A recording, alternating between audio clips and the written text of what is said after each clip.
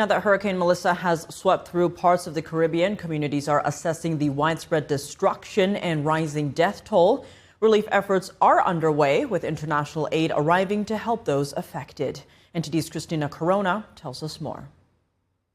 On Thursday, Caribbean communities began surveying the destruction left by Hurricane Melissa. The storm has claimed at least 36 lives across Jamaica, Haiti, and the Dominican Republic. The storm hit Jamaica on Tuesday as a deadly Category 5 hurricane and is now a Category 2 system moving through the Bahamas toward Bermuda.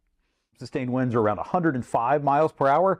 So Melissa's still a powerful hurricane and is going to be moving very near or perhaps just to the west of Bermuda overnight tonight. Hurricane warnings remain in effect for Bermuda. Jamaica, Cuba, and Haiti were hardest hit, with homes destroyed and utility poles toppled. In Cuba, officials said it is difficult for the country to finance the response.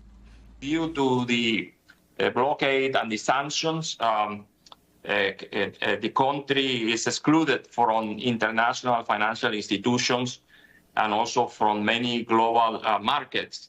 Secretary of State Marco Rubio confirmed the U.S. has issued a declaration of humanitarian assistance for Cuba, pledging aid both directly and through local partners. Emergency relief flights have landed at Jamaica's main airport, which reopened Wednesday. Over 25,000 people remain in shelters. 72% of the island is without power, and only 35% of mobile networks are functioning.